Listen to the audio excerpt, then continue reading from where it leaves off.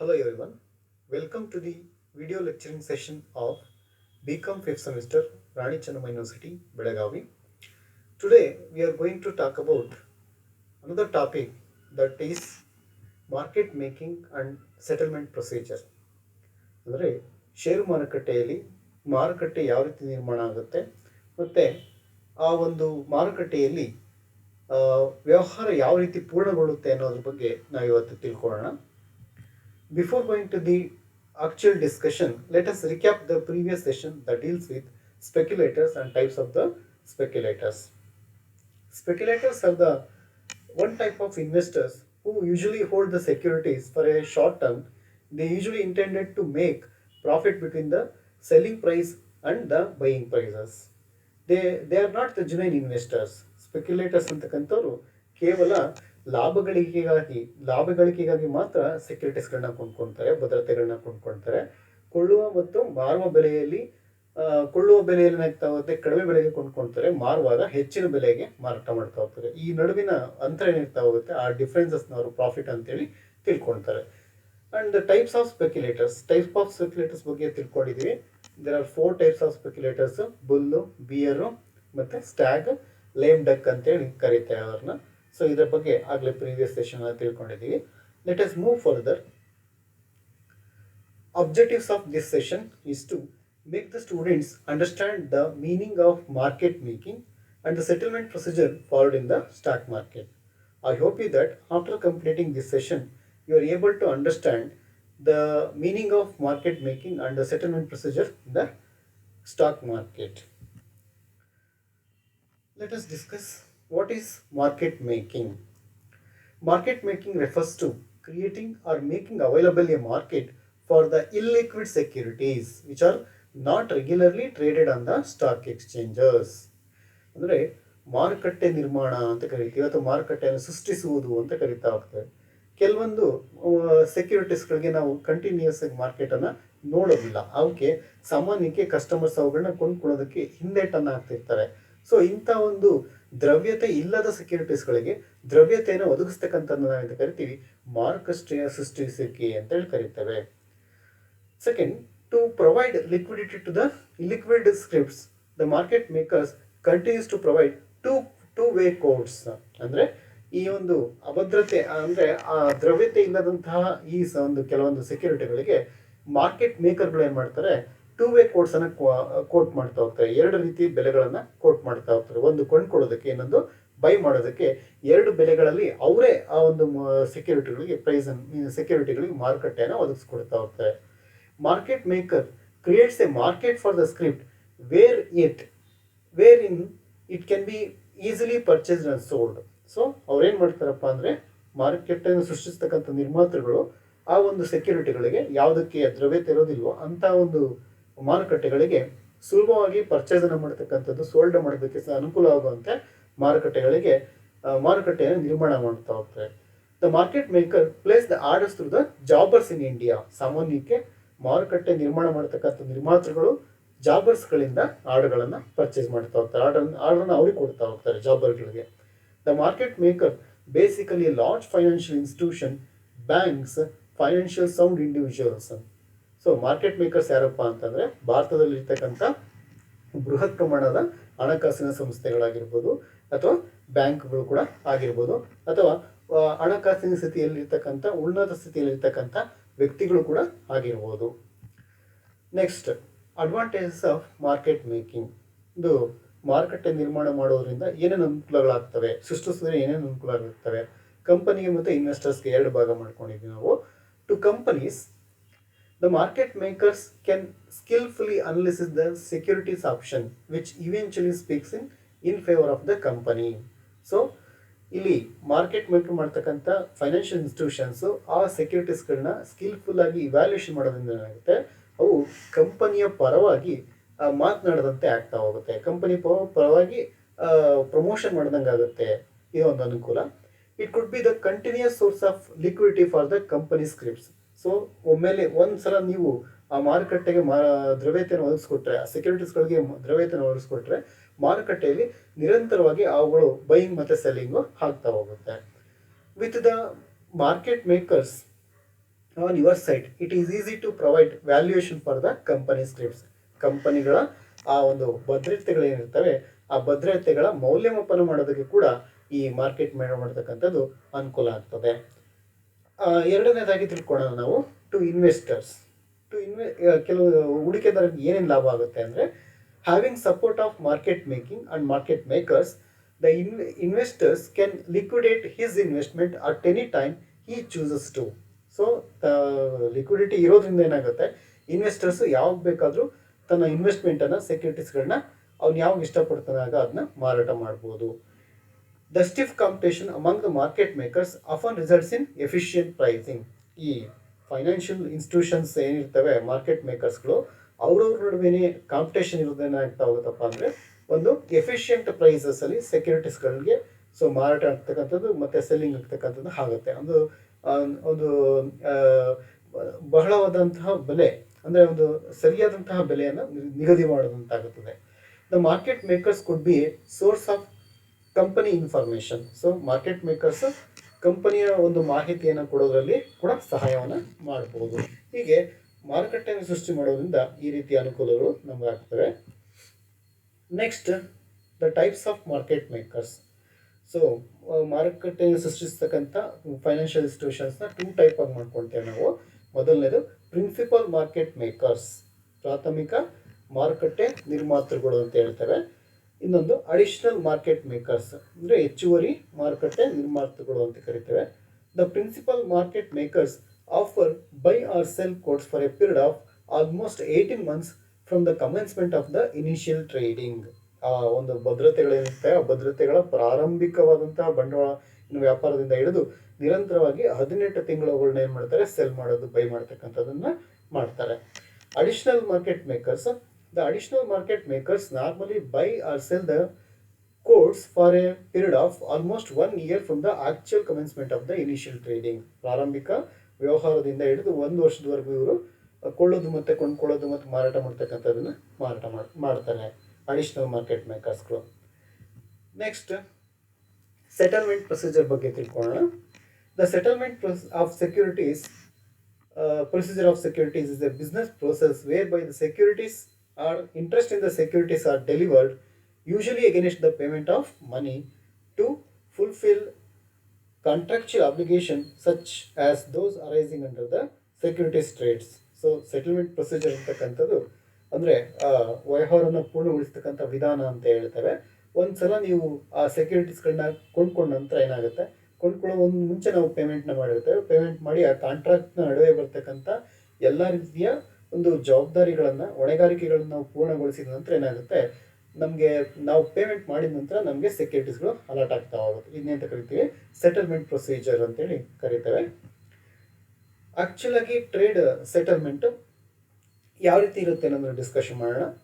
Trade settlement is a two way process which comes in the final stage of the transaction. ಸಾಮಾನ್ಯಕ್ಕೆ ಈ ಒಂದು ಪೂರ್ಣಗೊಳಿಸ್ತಕ್ಕಂಥ ವಿಧಾನದಲ್ಲಿ, ವ್ಯವಹಾರವನ್ನು ಪೂರ್ಣಗೊಳಿಸ್ತಕ್ಕಂಥ ವಿಧಾನದಲ್ಲಿ ಎರಡು ವೇಗಳಲ್ಲಿ ಇದು ನಡೆಯುತ್ತಾ ಹೋಗುತ್ತೆ, ಎರಡು ವಿಧದಲ್ಲಿ ಇದು ನಡೆಯುತ್ತಾ ಹೋಗುತ್ತೆ. Once the buyer receives the securities and the seller gets the payment of the same, the trade is set to be settled. ಅಂದರೆ ನಾವು ವ್ಯವಹಾರವನ್ನು ಮಾಡುವಾಗ, ಫಾರ್ ಎಕ್ಸಾಂಪಲ್ ನಾನೀಗ ಸೆಕ್ಯೂರಿಟೀಸ್ನ ಬೈ ಮಾಡ್ತಾ ಇದ್ದೀನಿ ನಾನು, ಸೊ ಅದಕ್ಕೆ ಏನು ಮಾಡ್ತೀನಿ, ನಾನು ಪೇಮೆಂಟ್ ಮಾಡ್ತೀನಿ. ಸೊ ಸೆಲ್ಲರು ಅವನು ಪೇಮೆಂಟ್ ರಿಸೀವ್ ಮಾಡಿದ ತಕ್ಷಣ ಮತ್ತು ನನಗೆ ಸೆಕ್ಯೂರಿಟಿ ಸಿಕ್ಕಿದ ತಕ್ಷಣ ಏನಾಗುತ್ತೆ, ವ್ಯಾಪಾರ ಅಲ್ಲಿಗೆ ಪೂರ್ಣಗೊಳ್ತಾ ಹೋಗುತ್ತೆ. ದ ಅಫಿಷಿಯಲ್ ಡೀಲ್ ಆ್ಯಪನ್ಸ್ ಅಂದರೆ ಟ್ರಾನ್ಸಾಕ್ಷನ್ ಡೇಟ್. ಅಫಿಷಿಯಲ್ ಡೀಲ್ ಯಾವಾಗುತ್ತಪ್ಪ ಅಂದರೆ ಟ್ರಾನ್ಸಾಕ್ಷನ್ ಡೇಟಲ್ಲಾಗುತ್ತೆ. The settlement date is when the final ownership is transferred. Official ಆಗಿ ಸೆಟಲ್ಮೆಂಟ್ ಆಗ್ತಕ್ಕಂಥದ್ದು ಯಾವಾಗಪ್ಪ ಅಂದರೆ ಓನರ್ಶಿಪ್ ಯಾವಾಗ ಟ್ರಾನ್ಸ್ಫರ್ ಆಗುತ್ತೋ ಆಗುತ್ತೆ. The transaction never changes, the transaction date never changes and is represented with the letter T. ಅಂದರೆ transaction ಡೇಟನ್ನು ನಾವು ಟಿ ಅನ್ನೋ ಒಂದು ಅಕ್ಷರದಿಂದ ನಾವು ರೆಪ್ರೆಸೆಂಟ್ ಮಾಡ್ಬೋದು. The final settlement does not necessarily occurs on the same day. Final settlement date may be ಅದೇ ಡೇನಲ್ಲಿ ಆಗಬೇಕು ಅಂತೇನಿಲ್ಲ, ಏನಾಗ್ತಾ ಹೋಗುತ್ತೆ, ಅದು ನೆಕ್ಸ್ಟ್ 2 ದಿನಕ್ಕೆ ಪೋಸ್ಟ್ಪೋನ್ ಆಗ್ತಾ ಹೋಗುತ್ತೆ. ಹಾಗಾಗಿ the settlement day in India is generally T+2. T+2 ಅಂದರೆ transaction day plus 2 working days ಅಂತ ಹೇಳ್ತಾ ಹೋಗ್ತೀವಿ. Next types of settlement in stock market. ಎಷ್ಟು ಥರ ನಾವು ಸೆಟಲ್ಮೆಂಟ್ನ ನೋಡ್ತೀವಿ ಅಂದರೆ 2 ಥರ ಸೆಟಲ್ಮೆಂಟ್ ಟೈಪ್ಸ್ನ ನೋಡ್ತೇವೆ.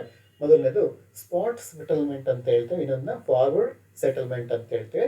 ಸ್ಪಾಟ್ ಸೆಟಲ್ಮೆಂಟ್ ಅಂದ್ರೆ ತಕ್ಷಣಕ್ಕೆ ಏನಾಗುತ್ತೆ, ಅದು ವ್ಯವಹಾರ ಪೂರ್ಣಗೊಳ್ತಾ ಹೋಗುತ್ತೆ. This is when the settlement is done immediately following the rolling settlement principal of T+2, transaction day plus 2 working days ಅಂತ ಹೇಳ್ತಕ್ಕಂಥ. ನಾವು ಟ್ರಾನ್ಸಾಕ್ಷನ್ ಮಾಡ್ತೀವಿ, ಅವತ್ತು ಬಿಟ್ಟು ಏನಾಗುತ್ತೆ 2 ಡೇಸಲ್ಲಿ 2 ವರ್ಕಿಂಗ್ ಡೇಸ್ ಅದಂತ ಏನಾಗುತ್ತೆ, ಸೊ ಸೆಲ್ಲರ್ಗೆ ಹಣ ಹೋಗುತ್ತೆ, ನಮಗೆ ಬೈಯರ್ಗೆ ಏನಾಗುತ್ತೆ ಸೆಕ್ಯೂರಿಟೀಸ್ ರಿಸೀವ್ ಆಗ್ತಾ ಹೋಗುತ್ತೆ. ಈ ರೀತಿ ಇನ್ನು ಸ್ಪಾಟ್ ಸೆಟಲ್ಮೆಂಟ್ ಅಂತ ಕರಿತೀವಿ. ಫಾರ್ವರ್ಡ್ ಸೆಟಲ್ಮೆಂಟ್ ಅಂತಂದ್ರೆ the forward settlement this happens when you agree to settle a trade at a future date which could be T+5 or T+7. ಅಂದರೆ ಟ್ರಾನ್ಸಾಕ್ಷನ್ ಡೇ ಪ್ಲಸ್ 5 ಡೇಸ್ ಆಗ್ಬೋದು, ಅಥವಾ ಟ್ರಾನ್ಸಾಕ್ಷನ್ ಡೇ ಪ್ಲಸ್ 7 ಡೇಸ್ ಆದರೂ ಆಗ್ಬೋದು. ಇನ್ನು forward settlement ಅಂತೇಳಿ ಕರೀತೇವೆ. ಈ ರೀತಿ 2 types of settlement ಇರುತ್ತೆ. ನೆಕ್ಸ್ಟ್ ರೋಲಿಂಗ್ ಸೆಟಲ್ಮೆಂಟ್ ಅಂದ್ರೆ ಏನಪ್ಪ ಅಂದರೆ, A rolling settlement is one in which the settlement is made in the successive days of the trade.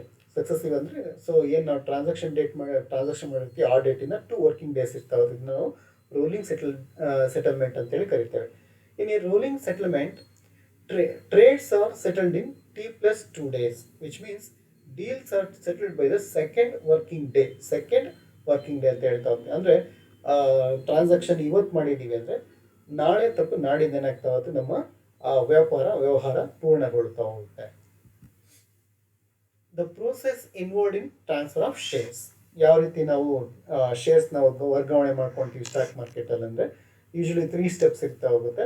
ಒಂದು ಎಕ್ಸಿಕ್ಯೂಷನು, ಇನ್ನೊಂದು ಕ್ಲಿಯರೆನ್ಸು, ಇನ್ನೊಂದು ಸೆಟಲ್ಮೆಂಟ್ ಅಂತ ಹೇಳ್ತಾ ಹೋಗ್ತೀವಿ. ಫಸ್ಟು ಎಕ್ಸಿಕ್ಯೂಷನ್ ಬರುತ್ತೆ. ಎಕ್ಸಿಕ್ಯೂಷನ್ ಯಾವಾಗಪ್ಪ ಅಂತಂದರೆ, ಯಾವಾಗ ನಾವು ನಮ್ಮ ಏನು ಟ್ರೇಡ್ ಏಜೆಂಟ್ ಏನಿರ್ತಾರೆ ಅಥವಾ ಬ್ರೋಕರ್ ಇರ್ತಾರೆ, ಇಂಟರ್ಮೀಡಿಯೇಟ್ ಇರ್ತಾರೆ, ಅವ್ರಿಗೆ ನಾವು ಆರ್ಡರ್ನ ಕೊಡ್ತೀವಿ. ಸೊ ಇಂತಿಂಥ ಶೇರ್ಸ್ ನಮಗೆ ಬೇಕು ಅಂತೇಳಿ ನಾವು ಅವ್ರಿಗೆ ಆರ್ಡರ್ನ ಪ್ಲೇಸ್ ಮಾಡ್ತಾ ಹೋಗ್ತೇವೆ. ಸೊ ಆ ನಂತರ ನಮ್ಮ ಮಾಹಿತಿ ಆಧಾರದ ಮೇಲೆ ಒಬ್ಬ ಬ್ರೋಕರು ಇಂಟರ್ಮೀಡಿಯೇಟ್ ಏನಿರ್ತಾ ಹೋಗ್ತಾನೆ ಸ್ಟಾಕ್ ಎಕ್ಸ್ಚೇಂಜಲ್ಲಿ, ಆತ ಏನು ಮಾಡ್ತಾನೆ, ನಮ್ಮ ಒಂದು ಆರ್ಡರ್ನ ಎಕ್ಸಿಕ್ಯೂಟ್ ಮಾಡ್ತಾ ಹೋಗ್ತಾನೆ. ಹಾಗಾಗಿ ಫಸ್ಟ್ ಪ್ರೊಸೀಜರ್ ಎಕ್ಸಿಕ್ಯೂಷನ್ ಅಂತ ಹೇಳ್ತೀವಿ. Execution is when the order to buy or sell is completed by the buyer and the seller. This is after the trader places an order based on the instruction of the order. The broker fulfills the requirements of the order in the stock market. Only then the order is said to be filled. ಸಾಮಾನ್ಯಕ್ಕೆ ನಾವೇನು ಮಾಡ್ತೀವಿ, first ಬ್ರೋಕರ್ಗೆ ಆರ್ಡರ್ನ ಕೊಡ್ತೀವಿ. Order ಕೊಟ್ಟ ನಂತರ order ಪ್ರಕಾರ ಏನು ಮಾಡ್ತಾ ಹೋಗ್ತಾನೆ ಬ್ರೋಕರು, ನಮ್ಮ ಏನು ಬೈಯಿಂಗ್ ಆಗಿರ್ಬೋದು ಅಥವಾ ಸೆಲ್ಲಿಂಗ್ ಆಗಿರ್ಬೋದು ಸಂಬಂಧಪಟ್ಟಂಥ ಶೇರ್ಸನ್ನು ಕೊಡ್ಕೊಡೋದಕ್ಕೆ ಅವನು ಮುಂದಾಗ್ತಾ ಹೋಗ್ತಾನೆ. First execution. ಎರಡನೇದು ಕ್ಲಿಯರೆನ್ಸ್ ಅಂತ ಹೇಳ್ತೀವಿ, ತೆರವುಗೊಳಿಸೋದು ಅಂತ ಹೇಳ್ತಾ ಹೋಗ್ತೀವಿ. After the trade is executed the clearing process begins. ತೆರವುಗೊಳ್ತಕ್ಕಂಥದ್ದು ಸ್ಟಾರ್ಟ್ ಆಗ್ತಾ ಹೋಗುತ್ತೆ. In clearing process it is identified how much money is out to the seller and how many shares are out to the buyer. This process is managed by a third party known as clearing house. So ಹೀಗಾಗಿ ಈ ಒಂದು ಹಂತದಲ್ಲಿ ಏನಾಗ್ತಾ ಹೋಗುತ್ತಪ್ಪ ಅಂದರೆ, ನಮ್ಮಿಂದ ಎಷ್ಟು ಹಣ ಅವ್ರಿಗೆ ಬಾಕಿ ಇದೆ, ಸಪೋಸ್ ನಾವೇನಾದ್ರೂ ಹಣವನ್ನು ಬಾಕಿ ಇಟ್ಕೊಂಡಿದ್ರೆ ಮಾತ್ರ ಎಷ್ಟು ಹಣ ಬಾಕಿ ಇದೆ, ಮತ್ತು ನಮಗೆ ಸೆಲ್ಲರ್ಸ್ ಕಡೆಯಿಂದ ಎಷ್ಟು ಶೇರ್ಸ್ ನಮಗೆ ಬರಬೇಕಾಗಿದೆ, ಇದನ್ನು ನಾವು ಐಡೆಂಟಿಫೈ ಮಾಡ್ತೀವಿ, ಗುರುತಿಸ್ಕೊಳ್ತೇವೆ. And this is manage by third party clearing house ಬಗ್ಗೆ ಇವಾಗಲೂ ತಿಳ್ಕೊಂಡಿದ್ರಿ. ಈ ಕ್ಲಿಯರಿಂಗ್ ಹೌಸ್ನವ್ರು ಏನು ಮಾಡ್ತಾರಪ್ಪ ಅಂದರೆ, ನಮ್ಮ ಅಕೌಂಟ್ಸನ್ನು ಅವರು ಮ್ಯಾನೇಜ್ ಮಾಡ್ತಾ ಹೋಗ್ತಾರೆ. ಜೊತೆಗೆ ನಮ್ಮ ಪರವಾಗಿ ಟ್ಯಾಕ್ಸ್ ಕಟ್ತಕ್ಕಂಥದ್ದು, ನಮ್ಮ ಪರವಾಗಿ ಪೇಮೆಂಟು ಡಿವಿಡೆಂಡ್ನ ಕಲೆಕ್ಟ್ ಮಾಡ್ತಕ್ಕಂಥದ್ದು, ಈ ರೀತಿಯಾದಂಥ ಕೆಲಸಗಳನ್ನ ಅವರು ಮಾಡ್ತಾರೆ ಕ್ಲಿಯರಿಂಗ್ ಹೌಸ್ನವರು. ಹಾಗಾಗಿ the clearing activities take plus T+1 day, ಅಂದರೆ ಟ್ರಾನ್ಸಾಕ್ಷನ್ ಆಗಿದ್ದು ಒಂದು ದಿನ, ಮತ್ತು ಇನ್ನೊಂದು ದಿನದಲ್ಲಿ ಏನಾಗುತ್ತೆ ಆ ಶೇರ್ಸನ್ನು ಅಥವಾ ಡಿಬೆಂಚರ್ಸ್ಗಳನ್ನ ಸೆಕ್ಯೂರಿಟೀಸ್ಗಳನ್ನ ಅರೇಂಜ್ಮೆಂಟ್ ಮಾಡ್ಕೊಳ್ತಾರೆ. ನೆಕ್ಸ್ಟ್ ಸೆಟಲ್ಮೆಂಟ್ ಅಂತ ಹೇಳ್ತೇವೆ. In this stage involves the actual exchange of shares and ಮನಿ. ಈ ಒಂದು ಹಂತದಲ್ಲಿ ನಿಜವಾಗಿ ಏನಾಗುತ್ತಪ್ಪ ಅಂದರೆ ಶೇರ್ಸ್ ಮತ್ತು ಡಿಬೆಂಚರ್ಸ್ಗಳು ಎಕ್ಸ್ಚೇಂಜ್ ಆಗ್ತಾ ಹೋಗುತ್ತೆ. ಯಾರ್ಯಾರಿಗೆ ಎಕ್ಸ್ಚೇಂಜ್ ಆಗುತ್ತೆ, here the shares are move to the buyer's demat account. Buyer's demat account ಇರುತ್ತಲ್ಲ ಅವನಿಗೆ ಶೇರ್ಸ್ ಅಲರ್ಟ್ ಆಗ್ತಾ ಹೋಗುತ್ತೆ. ಅದೇ ರೀತಿ the money is transfer to the seller trading account. ನಾವೇನು ಕಳಿಸಿರ್ತೀವಿ ಮನಿ, ಅದೇನಾಗುತ್ತೆ ಸೆಲ್ಲರ್ಸ್ನ ಟ್ರೇಡಿಂಗ್ ಅಕೌಂಟಲ್ಲಿ ಟ್ರಾನ್ಸ್ಫರ್ ಆಗ್ತಾ ಹೋಗುತ್ತೆ. These activities take place T+2 days. ಅಂದರೆ ನಮ್ಮ ಟ್ರಾನ್ಸಾಕ್ಷನ್ ಆದ ನಂತರ 2 ದಿನದೊಳಗಡೆ ಇದು ಕಂಪ್ಲೀಟ್ ಆಗ್ತಾ, 2ನೇ ದಿನದಲ್ಲಿ ಇದು ಕಂಪ್ಲೀಟ್ ಆಗ್ತಾ ಹೋಗುತ್ತೆ.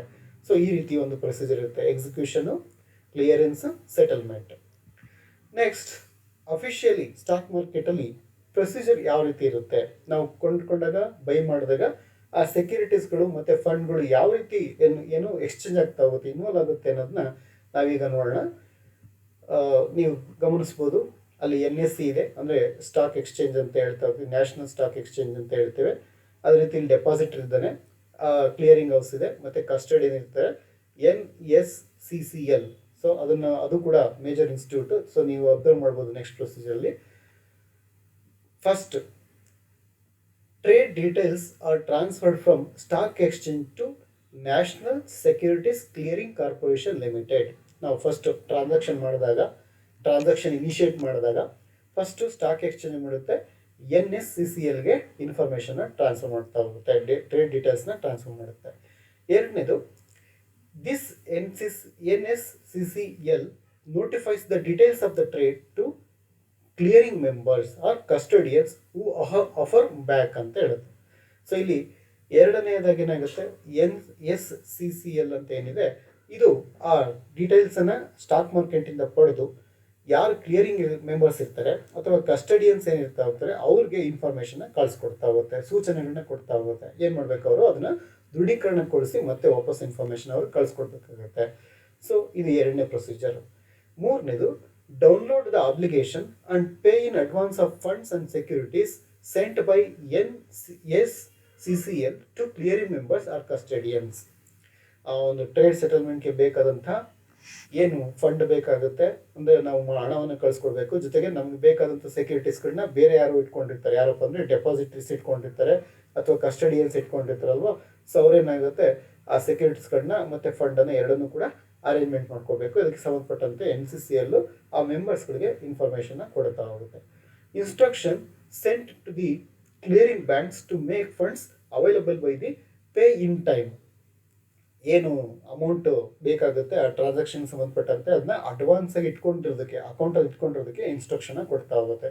ಅದೇ ರೀತಿ ಕ್ಲಿಯರಿಂಗ್ ಡೆಪಾಸಿಟ್ಸು ಕೂಡ ಇನ್ಸ್ಟ್ರಕ್ಷನ್ ಆಗುತ್ತೆ. ಏನಕ್ಕಪ್ಪ ಅಂದರೆ ಆ ಬೇಕಾಗಿರ್ತಕ್ಕಂಥ ಸೆಕ್ಯೂರಿಟೀಸ್ಗಳು ಅವೈಲಬಲ್ ಇದೆಯೋ ಇಲ್ವೋ ಅನ್ನೋದನ್ನ ಮೊದಲೇ ಅವರು ಖಾತ್ರಿಪಡಿಸ್ಕೋಬೇಕಾಗುತ್ತೆ. That is called the instruction sent to deposited to make securities available by pay in time, ಅಂದರೆ ಇನ್ ಟೈಮಲ್ಲಿ ಅದು ಇರಬೇಕು. ನೆಕ್ಸ್ಟ್, ಇದರಲ್ಲಿ ಪೇ ಇನ್ ಮತ್ತು ಪೇ ಔಟ್ ಅಂತ ಎರಡು ಬರುತ್ತೆ. ಫಂಡ್ ಮತ್ತು ಸೆಕ್ಯೂರಿಟೀಸ್ ಏನಿರ್ತಾ ಹೋಗುತ್ತೆ, ಪೇ ಇನ್ ಆಗಬೇಕು. ಕೆಲವೊಂದು ಖಾತೆಗಳಿಗೆ ಪೇ ಇನ್ ಆಗುತ್ತೆ, ಕೆಲವೊಂದು ಖಾತೆಗಳಿಗೆ ಅದು ಪೇ ಔಟ್ ಆಗುತ್ತೆ. ಈಗ ನೋಡೋಣ, ಪೇ ಇನ್ ಯಾವುದಕ್ಕಾಗುತ್ತೆ ಅಂದರೆ, ಪೇ ಇನ್ ಆಫ್ ಸೆಕ್ಯೂರಿಟೀಸ್ ಯಾರಿಗಾಗುತ್ತೆ, NSCCL directs to the debit pool account of the custodians ಅಕೌಂಟಲ್ಲಿ ಇದು ಡೆಬಿಟ್ ಆಗ್ತಾ ಹೋಗುತ್ತೆ. Or clear members credit its account to the depository or deposited to do it ಅಂತ ಹೇಳ್ತಾ ಹೋಗ್ತಾರೆ. ಸೊ ಇಲ್ಲೇನಾಗುತ್ತಪ್ಪ ಅಂದರೆ ಡೆಪಾಸಿಟರಿ ಅಕೌಂಟ್ ಅದು ಕ್ರೆಡಿಟ್ ಆಗ್ತಾ ಹೋಗುತ್ತೆ. Next, pay in of funds ಅಂತ ಹೇಳ್ತೇವೆ. ಫಂಡ್ ಲಭ್ಯತೆಯೂ ಕೂಡ ಅಡ್ವಾನ್ಸಲ್ಲಿ ಇರಬೇಕು. ಸೊ ಹಾಗಾಗಿ NSCCL ಡೈರೆಕ್ಟ್ ಮಾಡ್ತಾ ಹೋಗುತ್ತೆ, direct to the debit account of custodians or clearing members and credit its account to the clearing banks or clearing bank to do it. So ಏನು ಆ clearing members ಏನಿರ್ತಾರೆ ಅವರು ಅಮೌಂಟನ್ನು ಏನು ಮಾಡ್ಕೋಬೇಕು, ರೆಡಿಯಾಗಿ ಇಟ್ಕೊಂಡಿರ್ಬೇಕು, ಅಡ್ವಾನ್ಸಲ್ಲಿ ಇಟ್ಕೊಂಡಿರ್ಬೇಕು, ಖಾತೆಗೆ ಅದು ಕ್ರೆಡಿಟ್ ಆಗೋ ಥರ ನೋಡ್ಕೋಬೇಕು. Next, pay out of securities. ಈಗ ಪೇ ಇನ್ ಆಯಿತು, ಈಗ ಏನು ಮಾಡ್ಕೋಬೇಕು, ಪೇ ಔಟ್ ಮಾಡ್ಕೋಬೇಕು. Pay out of securities, NSCCL directs to the credit pool account of custodians or clearing members debits its account of depository. ಇಲ್ಲಿ ಡೆಪಾಸಿಟರಿಗೆ ಡೆಬಿಟ್ ಮಾಡ್ತಾ ಹೋಗಬೇಕು. ಅದೇ ರೀತಿ ಪೇ ಔಟ್ ಆಫ್ ಫಂಡ್ಸ್. ಈಗ ಫಂಡ್ ವಿಚಾರಕ್ಕೆ ಬಂದರೆ NSCCL directs to the credit account of custodians or clearing members and debit its account of clearing banks or clearing banks to do it. So ಈ ರೀತಿ ಪೇಔಟನ್ನು ಕೂಡ ಅವರು ಮಾಡಬೇಕಾಗುತ್ತೆ. ಪೇ ಇನ್ ಮತ್ತು payout ಎರಡನ್ನೂ ರೆಡಿ ಮಾಡ್ಕೋಬೇಕು. Depository inform the custodians. Depository ಅಂದರೆ ನಿಮ್ಗೆ ಗೊತ್ತಿದೆಯಲ್ಲ, ಎಲೆಕ್ಟ್ರಾನಿಕ್ ಫಾರ್ಮಲ್ಲಿ ಸೆಕ್ಯೂರಿಟೀಸ್ನವರು ಇಟ್ಕೊಂಡಿರ್ತಾರೆ. ಸೊ ಅವರು ಟ್ರಾನ್ಸಾಕ್ಷನ್ ಕಂಪ್ಲೀಟ್ ಆಗ್ತಿದ್ದಂಗೆ ಕಸ್ಟಡಿಯನ್ಸ್, ಯಾರ್ಯಾರು ಕಸ್ಟಮರ್ ಪರವಾಗಿ ಆ ಅಕೌಂಟ್ಸ್ನ ಅಥವಾ ಇನ್ಫಾರ್ಮೇಷನ್ನ ಮೇಂಟೈನ್ ಮಾಡ್ತಿರ್ತಾರೆ, ಸೆಕ್ಯೂರಿಟೀಸ್ನ ಮೇಂಟೈನ್ ಮಾಡ್ತಾರೆ, ಅವ್ರಿಗೆ ಡೆಪಾಸಿಟ್ರೀಸ್ ಇನ್ಫಾರ್ಮ್ ಮಾಡ್ತಾ ಹೋಗ್ತಾರೆ. Clearing banks informs the custodians or clearing members. Clearing banks ಆ ಕಸ್ಟಮರ್ಸ್ಗೆ ಅಥವಾ ಏನು ಅಕೌಂಟ್ ಹೋಲ್ಡರ್ ಮ್ಯಾನೇಜ್ ಮಾಡ್ತಿರ್ತಾರೆ ಆತನಿಗೆ ಇನ್ಫಾರ್ಮೇಷನ್ನ ಕಳಿಸ್ಕೊಡ್ತಾರೆ. ಇದಿಷ್ಟು ಒಂದು ಸ್ಟಾಕ್ ಮಾರ್ಕೆಟಲ್ಲಿ ಯಾವ ರೀತಿ ಟ್ರೇಡಿಂಗ್ ಆಗುತ್ತೆ, ಪ್ರೊಸೀಜರ್ ಯಾವ ರೀತಿ ಇರ್ತಾ ಹೋಗುತ್ತೆ ಅನ್ನೋದ್ರ ಬಗ್ಗೆ ತಿಳ್ಕೊಂಡ್ವಿ. ಸೊ ಇನ್ನೇನಾದರೂ ಡೌಟ್ ಇದ್ದರೆ ನೀವು ನಮ್ಮನ್ನು ಕಾಂಟ್ಯಾಕ್ಟ್ ಮಾಡ್ಕೋಬೋದು. Thank you for all.